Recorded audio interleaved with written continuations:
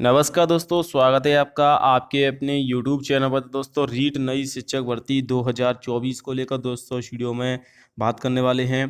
क्या क्या बदलाव होने जा रहे हैं रीट में। दोस्तों, नोटिफिकेशन रीट का कब तक आएगा। आज रिक्त पदों की दोस्तों यहाँ पर सूची है वो बोर्ड के द्वारा जारी की गई, जिसमें 1.5 लाख से ज़्यादा पद खाली बताए जा रहे हैं, फर्स्ट ग्रेड से लेकर थर्ड ग्रेड तक के।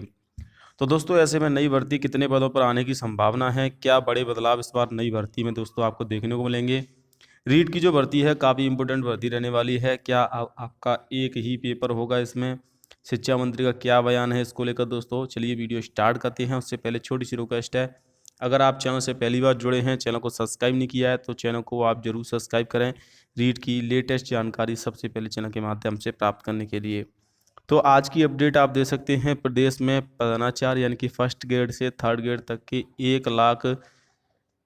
1,03,770 पद खाली हैं। जी हाँ दोस्तों, लगातार यहाँ पर जो रिक्त पदों की सूचना है वो बोर्ड के द्वारा दी जा रही है, जिसमें कि थर्ड ग्रेड के लगभग 29,272 और दोस्तों बाकी के जो first grade and second grade के भी पद दोस्तों खाली चल रहे हैं। तो इन पदों को भरे जाने की जो प्रक्रिया है वो आचार संहिता के बाद शुरू होनी है। सरकारी स्कूलों में शिक्षकों की कमी का असर नामांकन व विद्यार्थियों की पढ़ाई दोनों पर पड़ता है। जल्दी डीपीसी व खाली पदों पर नई भर्ती कर सरकार को सार्वजनिक शिक्षा की नींव मजबूत करनी चाहिए। तो नई भर्ती की यहाँ पर जो मांग है वो उठ रही है, लेकिन इससे पहले दोस्तों रीट का जो पेज है वो इसमें फंस गया है कि एक पेपर होगा या दो पेपर होंगे।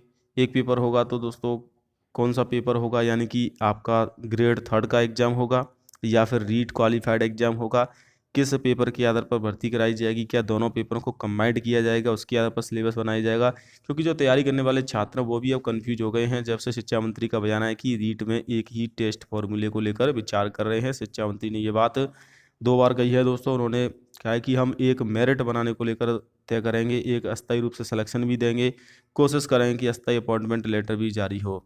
तो ऐसे में छात्रों को ये समझ में नहीं आ रहा है कि रीट की जो बदलाव है वो क्या क्या है। इस पर रीट में आपको देखने को मिलेगा। हालांकि नई अध्यापक भर्ती की अधिसूचना जल्द जारी हो सकती है। इस संबंध में दोस्तों काफ़ी सारे ट्वीट भी दोस्तों देखने को मिल रहे हैं। और देखिए, जो शिक्षा मंत्री मदन दिलावर जी हैं उन्होंने प्रस्ताव रखा है कि रीट में एक ही पेपर किया जाए। अभी भी दोस्तों रीट में आपके दोस्तों दो पेपर होते हैं, जैसे कि रीट प्लस आपका यहाँ पर ग्रेड थर्ड का एग्जाम होता है। तो इस प्रकार से आपके 3 पेपर यहाँ पर 2 पेपर माफ कीजिए कंडक्ट होते हैं, लेकिन शिक्षा मंत्री ने कहा है कि वो एक पेपर करेंगे। तो संभावना जो अधिकतर बन रही है दोस्तों, क्योंकि ग्रेड थर्ड में बिना पात्रता के आप सिलेक्शन नहीं ले सकती हो। अगर ग्रेड थर्ड में बिना पात्रता के लिया जाता है, क्योंकि एनसीटी की गाइडलाइन है कि रीट पात्रता होना जरूरी है। हाँ, ये जरूर है कि आप पात्रता के आधार पर भर्ती को करवा सकते हैं, उन्हीं के नंबरों के आप जॉइनिंग दे सकते हैं, लेकिन आप बिना पात्रता किए डायरेक्ट ग्रेड थर्ड एग्जाम नहीं ले सकते अगर सरकार चाहे। क्योंकि इससे अभी एक मामला सामने आया है पश्चिम बंगाल में, आपने सुना भी होगा। 8 साल बाद जो शिक्षक भर्ती है वो रद्द की गई, क्योंकि उन्होंने पात्रता एग्जाम नहीं दी थी, और उनसे जो सैलरी है वो भी वापस ली जाएगी। तो ऐसे में दोस्तों इस चीज़ को सरकार को भी पता है कि बिना पात्रता के रीट आयोजित नहीं हो सकती है। इसीलिए दोस्तों आपकी जो ग्रेड थर्ड की परीक्षा है वो हो सकता है कि रीट के आधार पर ही आपका सिलेक्शन हो, ये संभावना बन सकती है। बाकी दोस्तों रीट से संबंधित जानकारी मैं आपको चैनल के माध्यम से करता रहता हूँ। इससे पहले भी काफ़ी सारे बदलाव हुए हैं रीट में। 2016 में आरटेट को खत्म कर रीट के माध्यम से भर्ती कराई गई।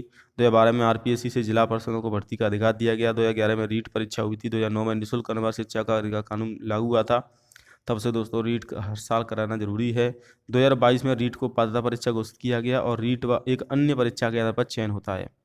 तो काफ़ी सारे बदलाव किए गए हैं। 2023 में भी दोस्तों जो भर्ती एक भी आयोजित नहीं कराई गई है, तो छात्र बेसब्री से इंतजार कर रहे हैं। 12 से 14 लाख विद्यार्थी हैं।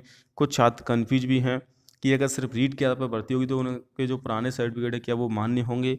तो बिल्कुल मान्य होंगे अगर रीट के आधार पर भर्ती होती है, क्योंकि वो लाइफ टाइम के लिए वैलिड हैं। तो आप उन्हें बिना लगा सकते हैं, बिना परीक्षा के भी काफ़ी सारे छात्रों का सिलेक्शन हो जाएगा।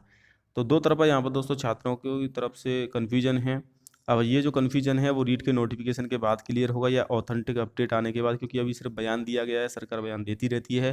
फिलहाल में दोस्तों आप अपनी तैयारी पुराने पैटर्न के हिसाब से ही करें, यानी कि first paper then second paper, REET पात्रता और मुख्य परीक्षा। रीट की नई भर्ती लगभग 34,000 पदों पर आने की संभावना है, जो आपकी जून के बाद ही आएगी दोस्तों, क्योंकि आचार संहिता है।